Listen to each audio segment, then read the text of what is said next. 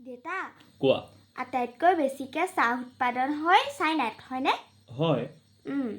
আটাইতকৈ বেছিকৈ চাহ কোনখন দেশত খায়?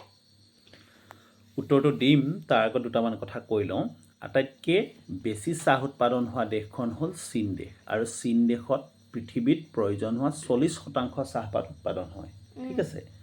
তাৰপিছতে আছে আমাৰ দেশ ভাৰতবৰ্ষত দ্বিতীয় হ'ল দ্বিতীয় চাহ উৎপাদনকাৰী দেশ গম পাইছানে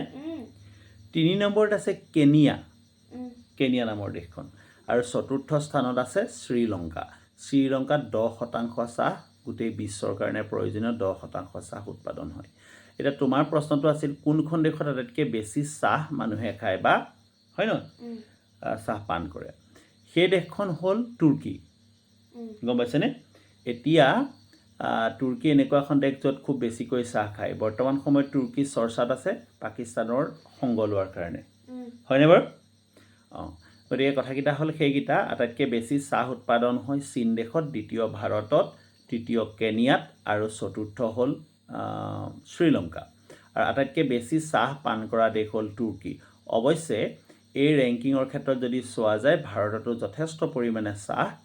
মানুহে খায় Thank you very much. Please stay connected. Keep watching our videos and don't forget to follow, share and comment.